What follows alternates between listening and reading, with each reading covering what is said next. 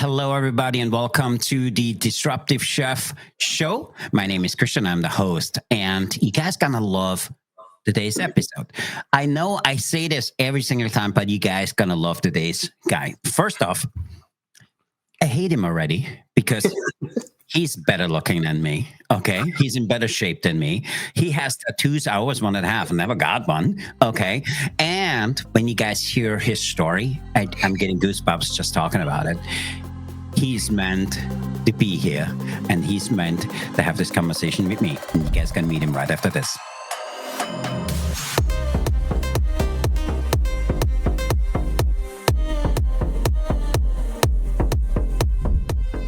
Hello again, my name is Christian. I'm the host of the Disruptive Chef Entrepreneur Show. And if you are just logging in new, make sure you click the notification bell so you know every time we have a new episode coming out. And then also, I want you to click below and give us some feedback. See what you think about today's guest, what was really great about him. And then also, there might be somebody you know who could benefit from hearing this episode. So with that, I want to say thanks for being here today. And today we have a very unique guest. He has a mission on helping entrepreneurs, not just scale, but doing this without sacrificing their well-being. I'm getting goosebumps just talking about it.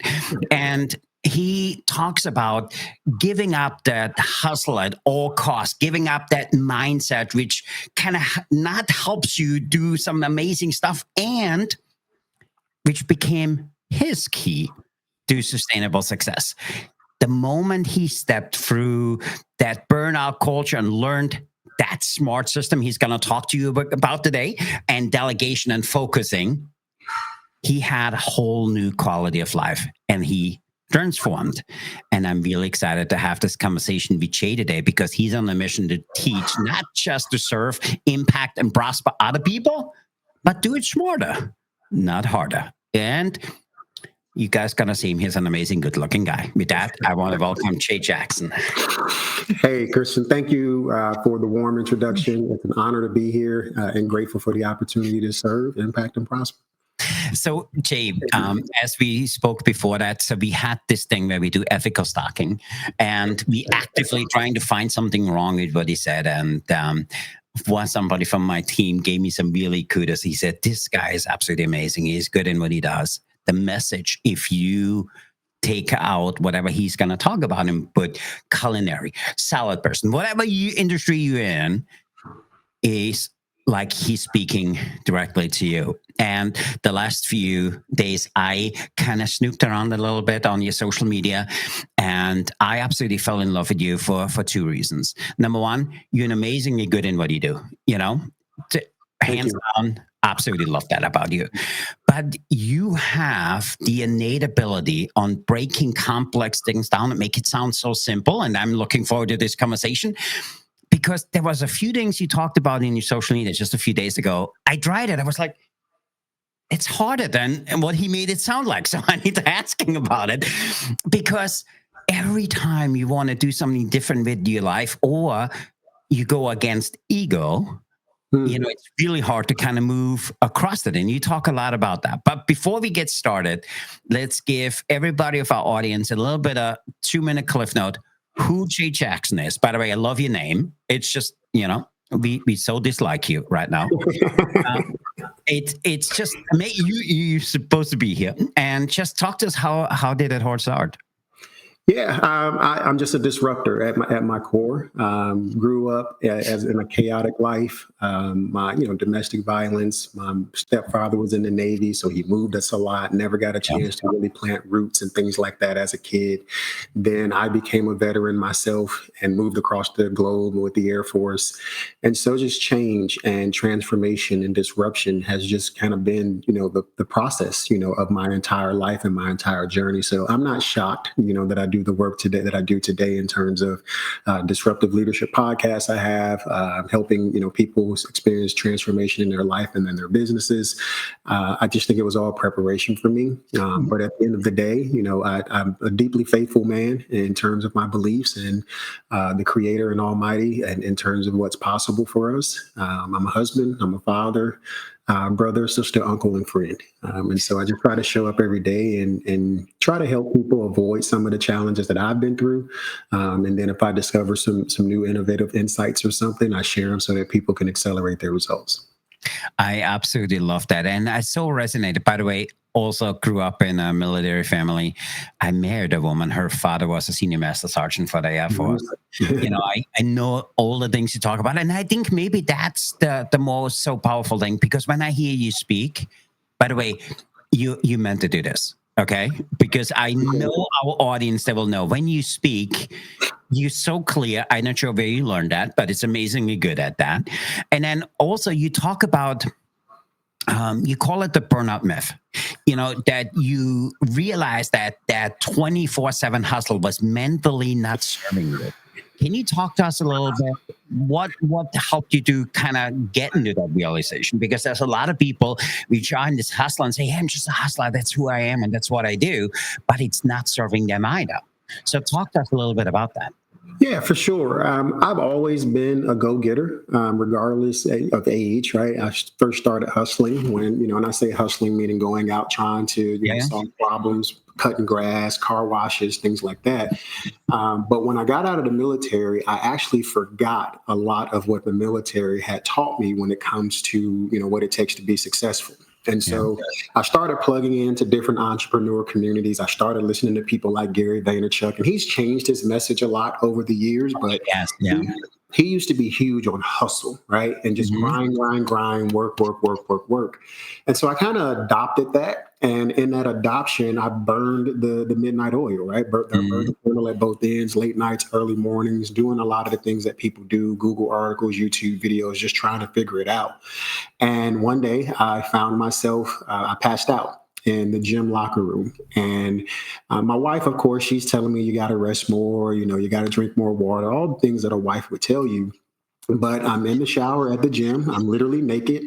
And the next thing I know, I wake up and there's people standing over me, and I had bitten my tongue and I passed out. And, my wife eventually, and my sister, they both say, hey, you need to go to the hospital because we have no idea what's going on. My sister's a nurse. She's like, oh, you could have had a seizure.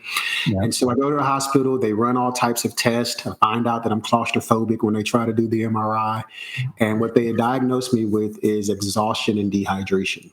And, we don't think that that's even a thing. You hear about it with some folks, right? But hey, that can't happen to me. And so when I'm talking to the doctor and we're just kind of evaluating my situation, he started asking me questions about lifestyle. And I started explaining to him about the business and all the things that we were doing. And he says, hey, man, you've got to take better care of yourself. And so this moment for me was I had to go back and remember everything the military had taught me, the importance of teamwork, the importance of systems, the processes, delegation, the importance of thinking like a leader in everything that you do. And I needed to apply those same principles, the same philosophies into my business, that the military had required of us while I was on active duty.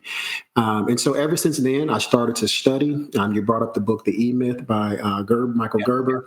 And the more and more I read different books like The E-Myth, Traction, Buy Back Your Time, the more I read those books, I started to see a huge connection between my experience in the Air Force and what it took to actually run a successful business. And so I started to apply, those things to my business. And I did. I literally bought back time to where, now it's really just about 2 to 3 hours a day. I do some client work, but for the most part, all of our businesses, it's completely automated. And I've got a little team behind me that I can, delegate some tasks to and trust that it's going to get done. And so now it's just a matter of, hey, I know that I'm not alone on this journey. And so we go out and we find service businesses who have the same problem and we help them implement systems. I love that. And, our audience knows I had a stroke back in Thanksgiving last year because same thing with you. I came into the office 6 a.m, worked to midnight, 6 days a week, because it's like, this is the way you grow a business.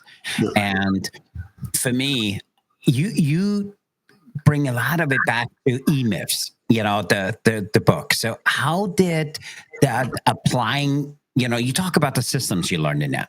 How did that applying of those system thinking impact not just your approach in leadership, but also how to grow and how to launch your business? Yeah, I mean, I think we are all, it's our baby, right? When we launch a business, you either start a business because you solve your problem or somebody else's problem and you want to Yeah. help more people. And so we have this idea, right? It comes down through the ether, through our spirit, and we've got this baby inside of us. And when we finally launch it, it's like giving birth. And I'm a parent, and so I'm sure any parents would be able to understand. Like once you give birth to another being or entity, there's pride in it. There's a lot of love and care. You literally blood bleed, you sweat, and there's some tears. Sometimes in the process of it all. And so you just become accustomed to being the primary caregiver. And when you become the primary caregiver, it stunts the growth of the child, in this case, the business, because we all know it takes a village to raise a baby. And just like it takes a village to raise a business, your network is definitely, like I say, your relationships are your capital. And so, yes, you can have phenomenal relationships, but you now have to create structure like you do with the baby and make sure that there is some boundaries and some guidelines and some rules and some, guidance so that the growth can take place. But in that process, at some point, mama's got to go back to work because her I'm drawing a blank, paternity leave, is now over. And so she's got to take the baby to either daycare, to a family member's house or someplace, right? And it's hard to pass off your baby to someone else because, at some point you think, hey, I'm the best person for the job. Mm-hmm. And so, but that stunts the growth, right? And so if everything has to come through you, every decision has to be approved by you, everything has to be reviewed by you, it slows down the process and the efficiency of you being able to, one, put your product or your service out into the marketplace, but then you being able to deliver results for your clients because you're always in the weeds taking care of the minor details opposed to vision, strategy. Yeah, I love that. And every time, by the way, you speak like you speak to me because it's so true. And I know just a few days ago, let me pivot a little bit. Yeah. You talked about that you used to say yes to everything. By the way, that post resonated so with me because for me to always say yes, we figure it out. Okay. Yeah. How did saying or saying no to you shape the opportunities you currently have? Because a lot of people feel if I say no to this, I show the universe that I'm not willing to do anymore or get do something else. So for me, that was my driver behind it. And I was like, like you, I'm a big fan of Gary Vee, and he always said, you hustle, you say yes to everything, and then you figure it out. But how did that saying no, which is, by the way, really hard, okay? Yeah.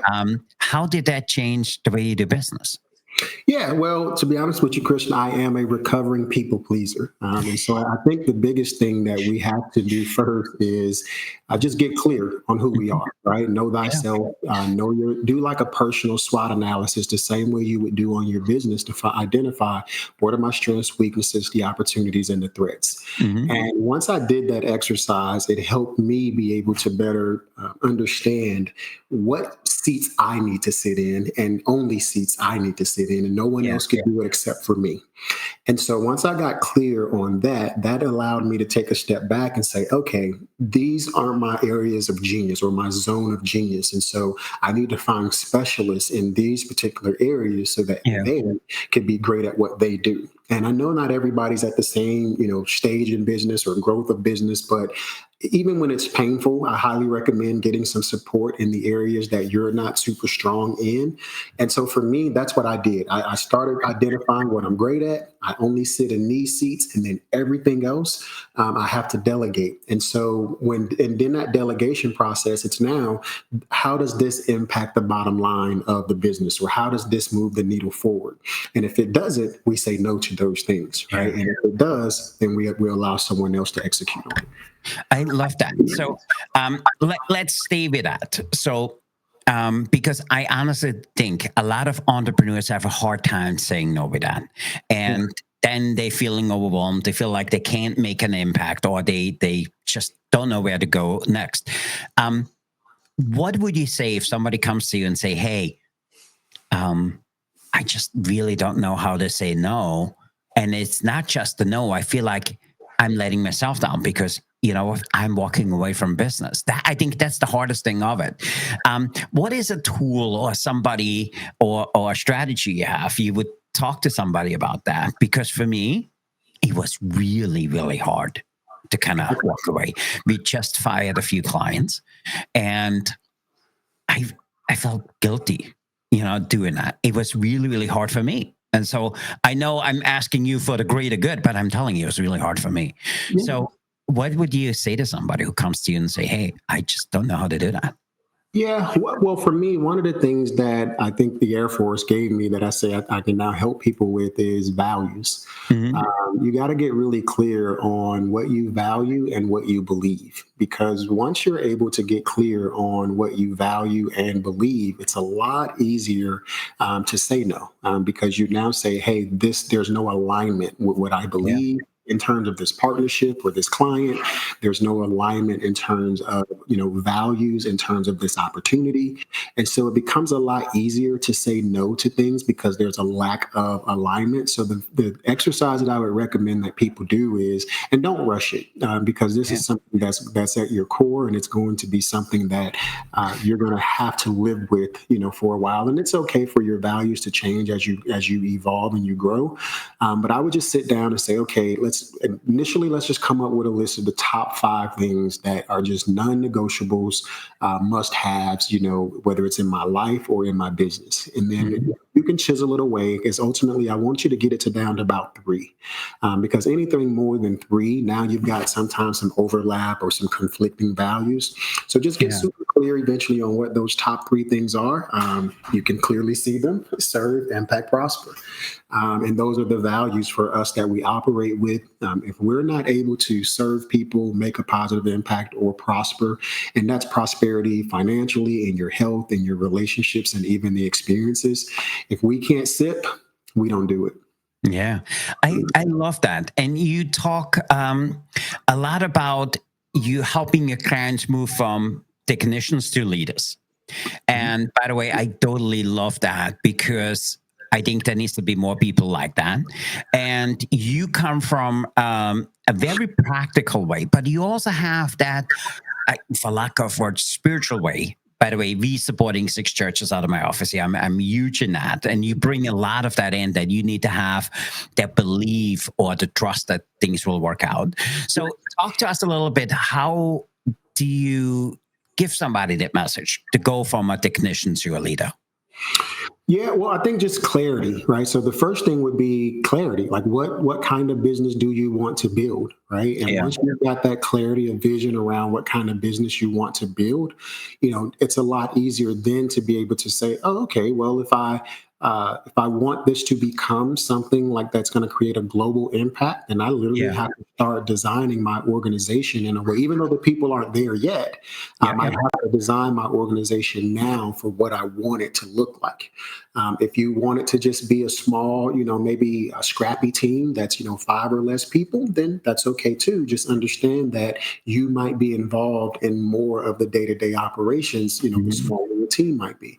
So just get clear on what kind of business you want to build. Again, what seats are best for you to sit in, what seats are best for someone else to sit in, and then what can you do to slowly remove yourself from so many seats, because everyone should only really just sit in one seat, right? I, I love that. Let's stay with that a little bit, Yeah, because you make it sound so easy. And for me, just speaking to me. So as we hired about a year and a half ago, I hired my first full-time person, okay. and it was marketing. And for me, as we gotten into marketing, she said, "What do you want me to do?" And I was like, "Hey, if I tell you what to do, I will have what I always had. I want your opinion. I want you."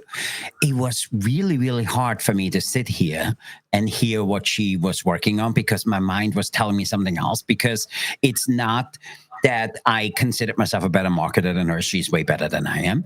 But it's hard to let somebody else take on a seat from you. So how would you give, or what is the feedback or the advice you would give to somebody who is in that, because they feel, hey, in order for me to grow, I need to hire somebody. And maybe the question is twofold. Who is the first thing or first person you feel like they need to hire? And the second thing is, how do you give up that control on the messaging and how we go about to run our business? Yeah. So, first of all, you're not alone in being in that position of, hey, hiring someone and expecting for them to have some ideas to contribute and not looking for you for everything. So, you're not alone. But the thing for me, or at least from my experience, I made that mistake where I thought by hiring, say, a virtual assistant out of the Philippines, just as an example, was the perfect hire because I was like, hey, if they can go out and get me leads, they clearly say they're specialists at lead generation, then they should be able to bring me leads and everything should be, hunky-dory from there.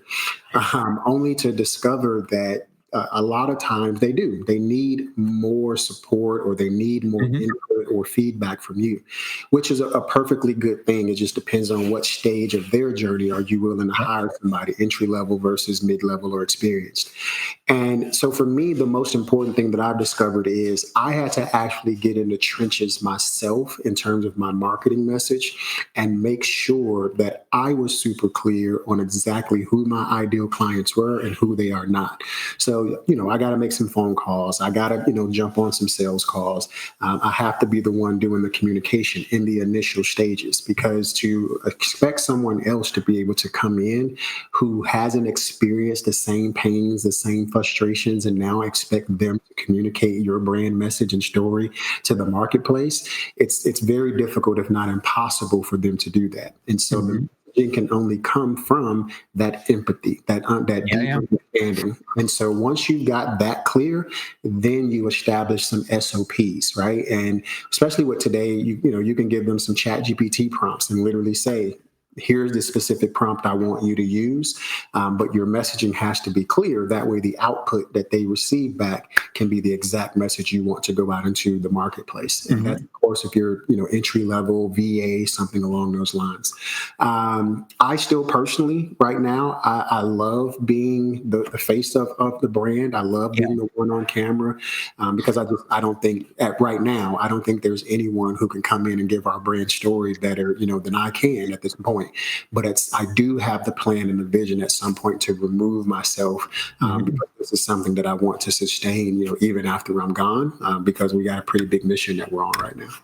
I love that. And for us, every time I hear you speak, you talk about the stuff we just went through. So as an organization, we took 40% of the organization, made it employee owned.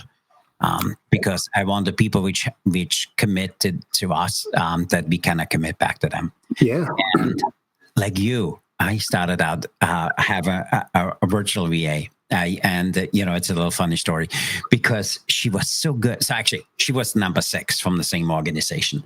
And she was so good. She managed a few other CEOs. And I was like, I'm not a CEO. I don't know, what to do.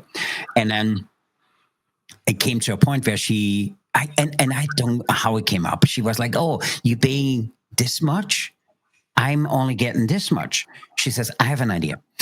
I really like you. If you committed to me and you like me, how about you hire me, full time? I'm not going to work for them. And then I cost you a lot less than working for the agency. And for me, it was like, I'm not really sure, where to go. She's with me now 16 years. Nice. She's amazingly good at it. She's going currently through some personal stuff. But the hard thing was the other 5 or 6 people before I came to her, because the other person I hired for a skill set, they didn't have that skill set. Right. And then I also realized hiring somebody from a different country, just is cultural different. And what I loved about her, she was the black sheep of her family because she went against everything. She was meant to be in the US. The whole mind. It was an amazing fit.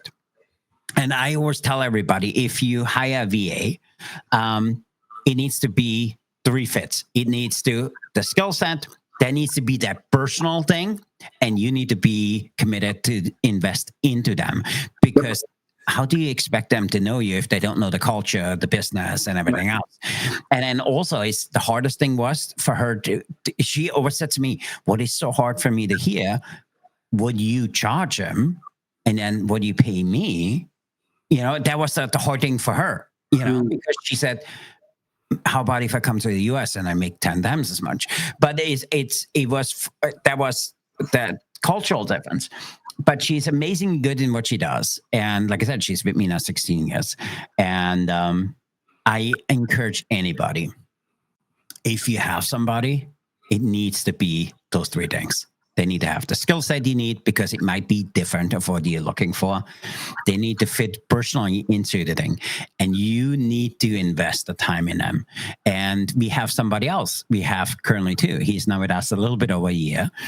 And also a virtual VA. And we invested into him. Hey, this is what we do. And every morning for 2 hours, hey, this, and this. But for me, it just kind of goes back. You need to invest into them like you would do a regular employee here. For me personally, I like having employees here. I also realized I'm old fashioned. I like somebody in the office. Currently my team works 3-4 days remotely. I realized I don't like being here by myself. I like somebody else here. So it's not that thing. So for me, it's again, when you talk about this, it makes so much sense, because I feel like you always talk to me. So, but Jay, let me ask you something else. So, looking out forward to the rest of the year, what is Jay working on his business to the rest of the year? And then also tell us what is working Jay on Jay for the rest of the year.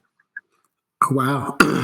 So right now, my family and I are in a transition from South Atlanta back to Tampa, Florida. And so my primary focuses right now is one, securing us a place to stay in the Tampa market.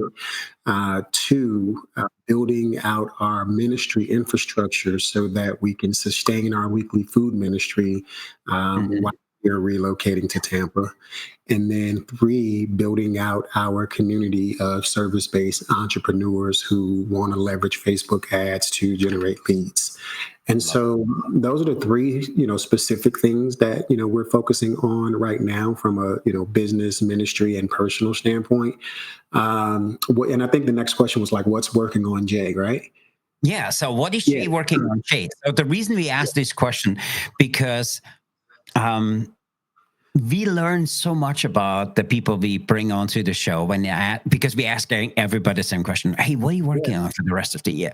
Because it's amazing for me to not just hear what they're working on, and it's also maybe I need to do a little something of that. So this is 100% self-serving. Yeah. Okay, now I'm asking you. No, that's cool. Yeah. So what's working on me is those three things, right? So to believe that. Simultaneously, you could relocate your entire family to another state while expanding two organizations at the same time. That requires a lot of growth, right? So, for example, a lot of the things that I've talked about in today's conversation, I'm practically implementing real world in real time. So the infrastructure for our ministry is one as such to where we're going to live in Tampa, but operations here in Atlanta are going to continue to move forward. And we're doing this through partnerships with sororities and fraternities and other NGO organizations here in the South Atlanta area. And then, of course, again, it's also, building out our community. And so implementing what I'm referring to and all the systems and things I'm talking about in real time, that's what's working on me, right? Because, with our food ministry, for example, I've been hands-on involved with it every single time we do it for the last few years. And so now creating SOPs, onboarding processes for these other organizations to come and partner with us, that's where we are right now, where it's like, okay, I'm used to being the one driving the truck to go pick up the food, take it to the sites, and then be there to help with the assembly of the bags and boxes and the giveaway.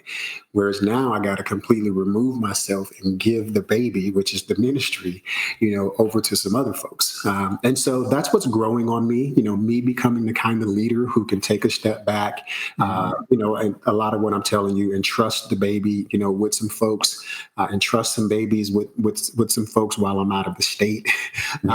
But trusting and believing that the things that we're implementing in real time in the business and the things that I've done over the years from a leadership and systems development process, I'm practically applying it and trusting that I'm not perfect. No system is ever perfect initially. However, as long as we implement and we're willing to make some tweaks and adjustments and iterations, we'll be able to get it fine-tuned and optimized and good to go. I love that. And it's not meant to be perfect, because I don't think we do well with perfect things. Anyway, perfect doesn't exist. But, for me, I see it with us in our organization. When we feel things run really smoothly, I'm sitting here says, how can we do it better? There's two things we do that way. The end of the day, we kind of reflecting. We have this little chart on here where we write on it, hey, what was something I learned today? And then also we have this Friday calls with for our podcast on Fridays, all the things I learned that week, stuff my clients I went through. So for us, we wanted to do it just for a few months, but now we're doing it full time, is because I think people get more value out of that than some of the conversations. So for me, I absolutely love that about you. And more than anything, for me, there's three things, and you just confirm that.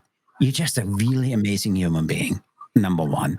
The second thing is, the stuff you teach and you talk about, it's not something you learned or something you read about. You physically going through it yourself. And then I love the advice you have, because as I said this in the beginning, if I dig and put chef on it or bartender or anything else, anybody in our industry, your stuff is so applicable, and I find that absolutely amazing. So before we go, let's help us understand, and if anybody from our audience is interested in learning more about Jay Jackson, where should they go? Right now, go to school.com, SKOOL.com/get leads when you want to. That's our free community. And it's just full of service-based businesses who, generating leads, putting together systems and infrastructure, but most importantly, giving each other the support, the accountability, and everything that we need, as entrepreneurs and business owners. Because I tell people entrepreneurship, business ownership, it's a savage sport. And so you need some warriors next to you if you want to be able to thrive out here. I totally agree. I mean, I always laugh when people say, entrepreneurship is so. No, it's actually quite lonely. And, I totally agree. So with that, I wanted to ask you, because seeing some of the posts, you talk a lot about food. So for me, you are a culinary constable. Okay. So are you willing to play rapid fire question food service edition? I'll do my best. I promise you that. So the way it works is we have 25 questions. Okay. We are so high tech. We have 85 questions. We took the 85 questions, put it into ChatGPT. We took all the stuff we learned about you, put it into ChatGPT, and said, hey, if I want to play rapid fire questions with Jay, what would the questions be? And it spit out 25 questions. And so the way it works is I will ask you for a number. You give me the number. I read out the questions. We want you to answer as quickly as you can. Yes and no. Okay. And why? Because we want to know why. Because we're food people. There's no yes or no. We want to know why. So with that, let's play rapid fire question food service edition. Let's do it. This is the Jay Jackson edition. Okay. Give me a number between 1 and 25. 24. Ooh, 24. If a dish isn't Instagrammable, should you even bother eating it? Yes or no? And why? Is or isn't Instagrammable? If it isn't Instagrammable. No. Because that means the presentation of this dish isn't worthy for people to see it out in public. And so you need to keep that away. Oh my God, that's the funniest. Okay, Give me number between 1 and 25. 13. 13. Should mac and cheese be eaten straight out of the pot? Yes or no? And why? No, because I got to share with other people. No double dipping your fork back in the pot. We food people, we don't like sharing. So Yeah. straight out of the pot. Give me number between 1 and 25. 7. 7. I'm not sure where this question came from. Would you cook while wearing pajamas just to see if it makes the food taste better? Yes or no? And why? Yes, because I'm sure somebody challenged me to see whether or not the food would taste better in pajamas. So yes, let's do it. Oh my God, that's so funny. Give me a number between 1 and 25. 8. 8. Oh, should coffee be used to marinate a steak? Yes or no? And why? Oh wow. I'm gonna say no because I love both of those separate, but combined, I don't think they would taste too good. And by the way, this came because you just posted about you had that. Okay. Last question. Give me a number between 1 and 25. 19. 19. Should be oh my God. Should more dishes be named after famous people like Jay Jackson? Yes or no? And why? Absolutely, because if it's named after Jay Jackson, it's going to be delicious. Oh, I appreciate it. And that completes rapid fire question food service edition. That was awesome. So, but before we go, we have a question for you. What was the best advice you never acted on? Holy shit. Ooh, never acted on. Never acted on. Holy shit. I wouldn't say I've never acted on it, but it took me a while to act on it. And I had a supervisor. He was a full-bird colonel, Butekoffer. He's retired now. Yeah. He actually made it to one-star general. So let me take that back. General Butekoffer. He was a colonel at the time, and we were talking about career growth and career progression. And at that time, I was still a young knucklehead, but he came to me and he said, son, if you really want to go places in your career, you got to pick better friends. And at that time, I wasn't open and ready to receive, and like probably the ego, right, was blocking me from receiving that message. And because I didn't receive or take heart to that message, I didn't apply the advice that he gave me. And I think that held me back. And it's on my own choice because, as we know, the relationships that people you surround yourself with, it's so impactful and so powerful. And so I would just say it took me a while and a few stumbles and a few, kind of rings of fire of life before I fully accepted what he was saying to me and started applying it. I love that. And it's so true. And then I know I talk a lot about your posts, but I need to talk about this one post. Okay. You on Instagram, you posted, I work less to profit more. And for me, that was so powerful. And for me, it caught my attention. And you said, I remembered I had led massive teams. Now I built with intention. So help us understand a little bit what he meant by that. By the way, absolutely was great. And there was some other ones, but that was really the one which kind of caught my attention. You want to talk to that a little bit? Yeah, for sure. I mean, it's a philosophy. You work less to profit more because the less you work, the more quality time you have for your family, the things that are important to you, whether it's vacations or going to the gym or, cooking, right? So the less you work, the more you will profit because the things that you value will be able to get more of your focus and or your attention. None of us started our businesses because we wanted to be, in the trenches every single day and a slave to our business. We started it because we wanted freedom. We wanted to freedom to, work when we wanted to work, even if that meant me working 80 hours just so I didn't work 40 hours for somebody else. We want as much money as we want to make and keep Uncle Sam from snatching our taxes and things like that. So, I mean, it's just freedom. And so the only way for you to create that freedom is for you to work less. And the only way for you to work less is to put some systems in place, some automations, hire a 5-star team and allow that team to be talented and great at what they do while you sit back and, collect checks and go do great things in the world with the money. I love that. So good. So good. So with that, Jay, I want to say thanks for the gift of your time. Thanks for being here and thanks for sharing as freely as you did. It was absolutely amazing. I can talk to you forever.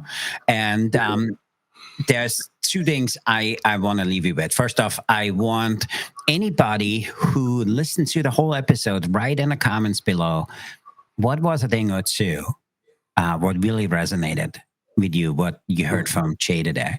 And then I want to know what you think about the post. Hey, I want to work less to make more. I want to see what that meant to you, because for me, it so struck me because I was like, I'm after that for so long, but it's so hard. And all the things you talk about is so hard. You make it sound so easy. That's why we all hate you. It is not easy. And for me, what I love about you is that you teach from the heart. And at the end of the day, there's nothing more powerful than that. And with that, I want to say thanks for being here, Jay. I think it's been amazing. And I hope our audience gets as much value out of it as we did here. And I just want to say thanks for being here and spending an hour with us. Absolutely. It's an honor. Can I just 30 seconds to kind of share what I think has helped me? I think what has helped me is an identity shift, right? Mm-hmm. Just really shifting your identity around who you believe you are, who you believe you're capable of becoming, and then saying, I'm going to operate the way that future version of me is designed to operate. And so for me, I mean, it is difficult. So I want everybody to understand. I talk about it as if it's an easy thing, but it has been a difficult journey and process. Yeah. One thing that I would say is start to the perception of yourself, change that, change what you see in the mirror, change what you say to yourself in silence. But most importantly, change what you say out loud verbally, the way that you behave and show up. And for me, that's what has helped me work with that. I absolutely love that.